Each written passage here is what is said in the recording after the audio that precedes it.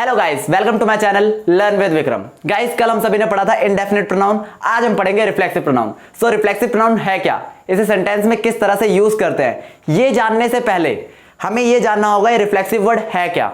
और उसके लिए मैं आप सभी से एक्सपेक्ट करता हूं कि आप सभी ने 8th, 9th, 10th की साइंस पढ़ी होगी। साइंस में एक टॉपिक था लॉ ऑफ रिफ्लेक्शन। असल में वहां पर होता क्या था कि एक सोर्स से लाइट आती थी, किसी ऑब्जेक्ट पे पड़ती थी और ऑब्जेक्ट पे पड़ने के बाद बाउंस बैक हो जाती थी। उसके बाद वो हमारी आंखों में आती थी, फिर हम उस ऑब्जेक्ट को देख पाते थे जिस तरह से आप मुझे देख पा रहे हैं। लेकिन हमारा मुद्दा ये नहीं है, मुद्दा सिर्फ इतना सा है कि लाइट आई, टकराई और वापस चली गई। ठीक है, उसी तरह अगर मैं ग्रामर में रिफ्लेक्सिव प्रोनाउन को समझने की कोशिश करूं तो उसमें होता क्या है, मैंने काम किया, काम करने का असर किस पे हो गया, मेरे पे ही हो गया। मैंने काम किया और काम का असर किस पे हो गया, मुझ पे ही हो गया। मैं शीशे के सामने गया, मैंने किसी को देखा, किसको देखा, मुझको ही देखा होगा, है ना। वैसे औरों को भी देख लेते हो, लेकिन नॉर्मली मैंने क्या, मैं शीशे के सामने गया और मैंने खुद को देखा।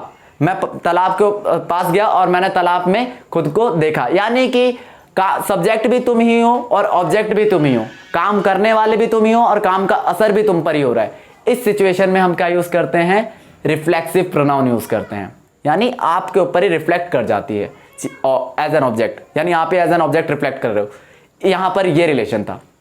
खैर, हमें ये तो समझ में आ गया रिफ्लेक्सिव प्रोनाउन है क्या। बट अब हमें ये देखना होगा कि इसका यूज कहां होता है और किस तरह से होता है। अगर सपोज करो मैं ये कहूं कि मैं उससे बात करता हूं, आई टॉक टू हिम। मैं फुटबॉल खेलता हूं, I play football. I love to talk to him.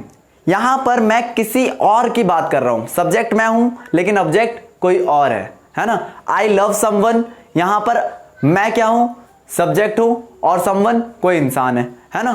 तो यहां पर मैं खुद की बात नहीं कर रहा हूं। अगर यही कंडीशन मैं खुद के लिए लगाऊं तो वहां पर क्या यूज होना चाहिए। अगर एक सेंटेंस मैं बोलूं मुझे खुद से ही प्यार है, तो आई लव मी अगर मैं यूज करता हूं तो बड़ा अजीब सा लग रहा है और अटपटा सा लग रहा है, आई लव मी। हालांकि मुझे लगेगा कि यार ये ग्रामेटिकल है, ग्रामेटिकली सही लग रहा है क्योंकि ये ऑब्जेक्टिव केस है और मी का ऑब्जेक्टिव, आई का ऑब्जेक्टिव केस में ही होता है और ये ऑब्जेक्ट की तरह काम भी कर रहा है, तो ये सही है। लेकिन गलत है। जब भी काम खुद से कर रहे हो, खुद के लिए कर रहे हो, तो रिफ्लेक्ट कर रहे हो खुद के लिए, तो माई सेल्फ वर्ड यहां पर क्या रहेगा, सही रहेगा।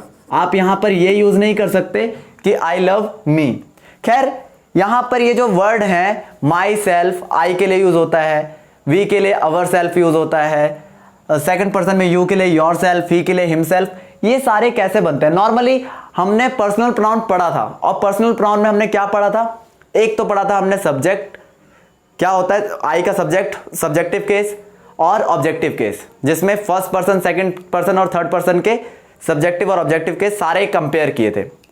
अगर उन्हीं में मैं सेल्फ जोड़ देता हूं ना, सेल्फ जोड़ देता हूं तो क्या बन जाता है, रिफ्लेक्सिव प्रोनाउन बन जाता है। अब ये रिफ्लेक्सिव प्रोनाउन सिंगुलर भी होता है और प्लूरल भी होता है। अगर किसी एक के लिए यूज हो रहा है तो सेल्फ, लेकिन प्लूरल के लिए यूज हो रहा है तो सेल्फ। जैसे कि थीफ, चोर, चोर एक है तो थीफ, लेकिन अगर चोर बहुत सारे हैं तो थीव्स, है ना। चोर एक है तो थीफ यूज होता है, लेकिन अगर बहुत सारे हैं तो थीव्स। चाकू एक है तो क्या यूज होता है, नाइफ, लेकिन चाकू बहुत सारे हैं तो नाइव्स, VES लग जाता है ना एंड में। उसी तरह से अगर किसी भी रिफ्लेक्सिव प्रोनाउन का प्लूरल करा जाएगा तो VES एंड में लग जाएगा। खैर, ये तो हमें समझ में आ गया ये बनते कैसे हैं। अब इनका यूज और अच्छे से समझने की कोशिश करते हैं।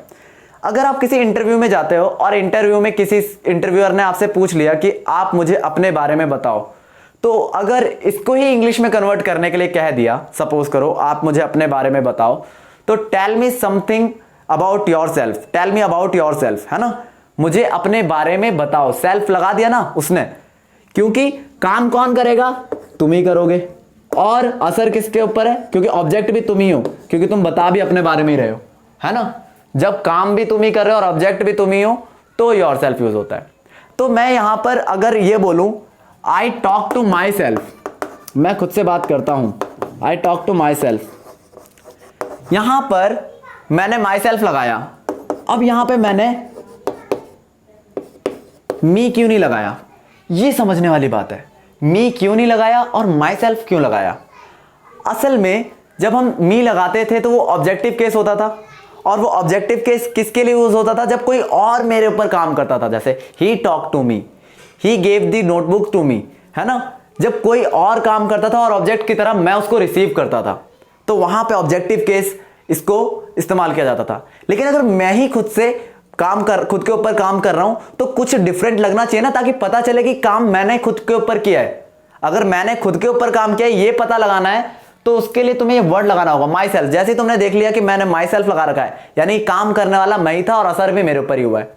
लेकिन अगर मी लगा होगा तो जरूरी नहीं है कि मैंने ही काम किया होगा, और काम कोई और करेगा, उसका असर मेरे पे होगा, तब मी लगेगा, तभी तो उसको ऑब्जेक्टिव केस कहा जाता है। समझ में आया? ये आपको क्लियर हो गया होगा। अब अगर मैं इन सभी वर्ड्स की तरफ जाने की कोशिश करूं तो देखिए, आई के लिए जो यूज होता है वो माई सेल्फ होता है सिंगुलर केस में, ठीक है। और प्लूरल केस में क्या यूज होता है? माई सेल्फ्स। योर के लिए योर सेल्फ। यहां पर एक वर्ड और लिखना मैं भूल गया, वन अगर होता है, वन जैसे समवन बोलते हैं ना, वन हर एक को किस अपने देश के काम करना चाहिए, one should work for his country, है ना, one should work for his country. तो यहां पर वन किसी इंसान के बारे में बात की जा रही है, ठीक है। तो यहां पर अगर हर किसी को अपने लिए काम करना चाहिए तो one should work for one self, है ना। यहां पर वन सेल्फ भी यूज होगा, और वन सेल्फ का वन सेल्फ भी होता है। आप लोग सोच रहे होंगे मैंने यहां पर दे का देम सेल्फ लिख दिया, ही का हिमसेल्फ प्लूरल नहीं होगा, शी का प्लूरल नहीं होगा, इट का प्लूरल नहीं होगा। क्यों नहीं होगा? असल में ही एक ही इंसान हो सकता है, शी एक ही इंसान हो सकती है, और इट भी एक ही इंसान हो सकता है। और दे को मैंने यहां क्यों नहीं रखा? दे को मैंने यहां इसलिए नहीं रखा क्योंकि दे भी दो से ज्यादा लोगों की बात हो रही है, तो वो तो ऑलरेडी प्लूरल है, तो उसके लिए तो ऑलरेडी यही वर्ड यूज हो सकता है। यहां पे एक और वर्ड होगा जो सेकंड पर्सन में आता है, अवर, वी के लिए, वी के लिए यूज होता है अवर सेल्फ, है ना। यहां पर वी के लिए क्या हो जाता है? Our self.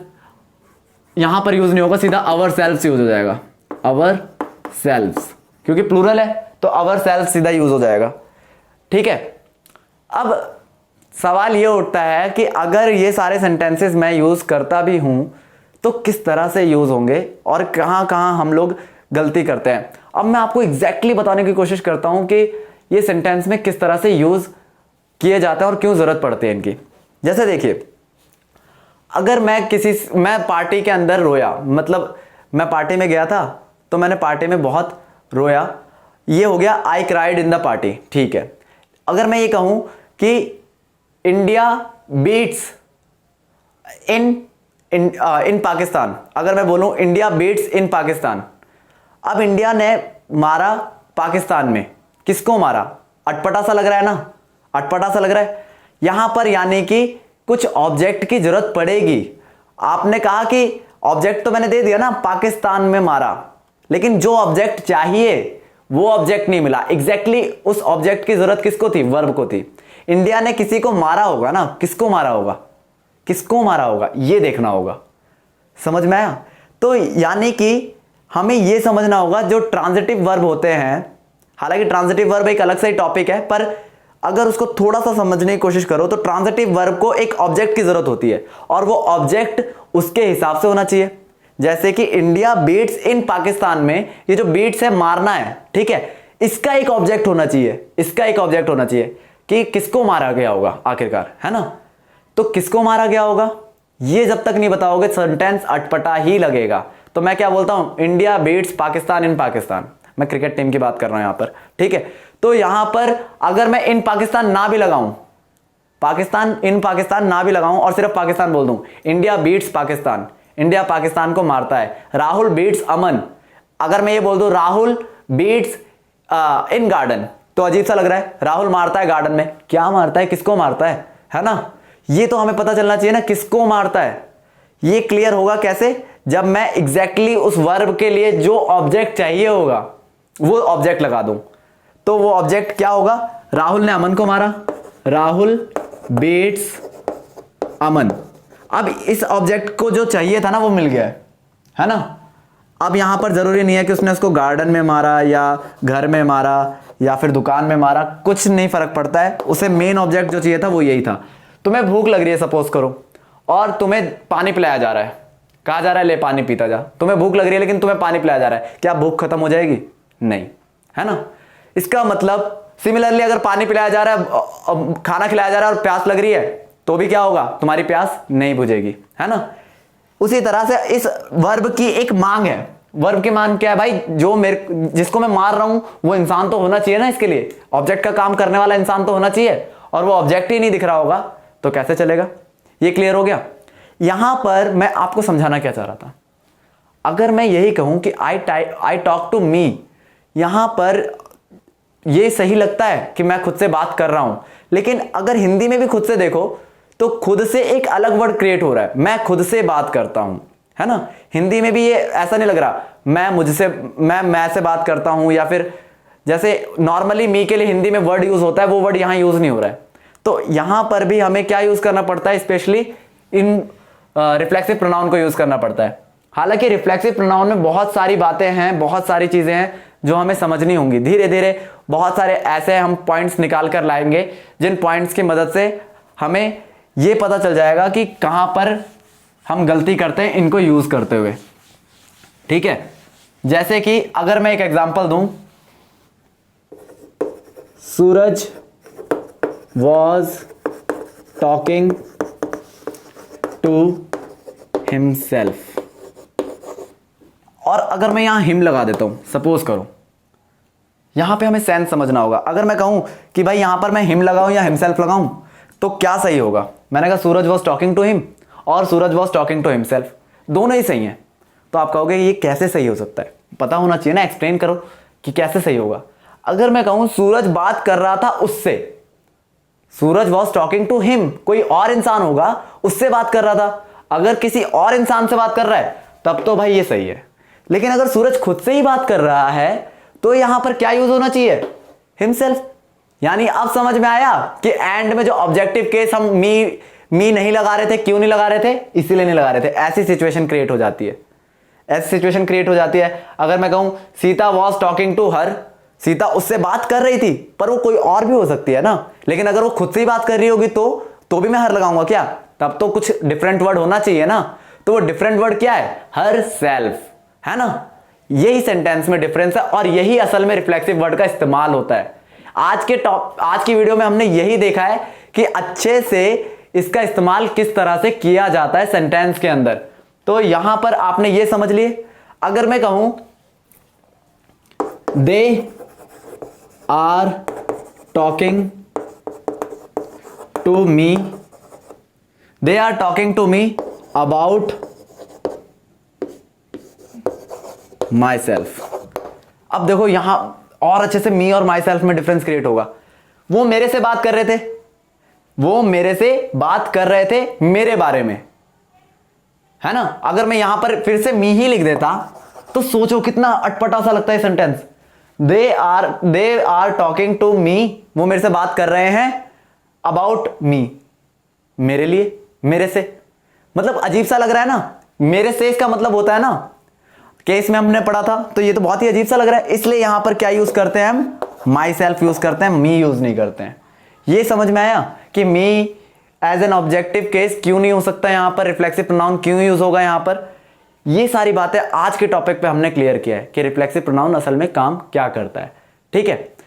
तो गाइज आज की वीडियो को यहीं एंड करते हैं। कल से थोड़ा सा अच्छी वीडियो, थोड़ी अच्छे पॉइंट्स लेकर आएंगे, थोड़े ऐसे एक्सेप्शनल पॉइंट्स लेकर आएंगे जिन पॉइंट्स को आप समझें और उसको अच्छे से गेन कर पाएं, ठीक है।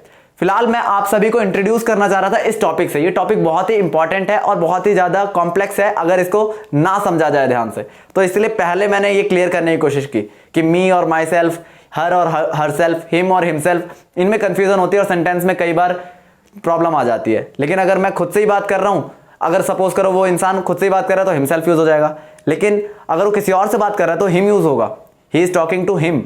यहां पर ये ही किसी और के लिए यूज हुआ है और यहां पर दूसरी तरफ हिम जो यूज हुआ है वो किसी और के लिए यूज हुआ है कि नहीं। तो हमें सेंटेंस का मतलब समझना होगा और वो मतलब समझने के बाद ही हमें उसे यूज करना होगा। सो आज की वीडियो एंड करते हैं इस होप से कि आप सभी पढ़ेंगे और अच्छे से समझेंगे। वीडियो स्किप मत किया करो प्लीज। और जो आप सभी के आसपास में अगर कोई पढ़ने वाला इंसान है, उस इंसान को जरूर ये वीडियो शेयर करो ताकि वो भी अच्छे से नॉलेज गेन कर पाए और मैं भी लोगों के लिए वर्दी हो सकूं, यूजफुल रहूं। ठीक है, सो आई होप आप सभी अच्छे से पढ़ेंगे। तो कल मिलते हैं अगली वीडियो में।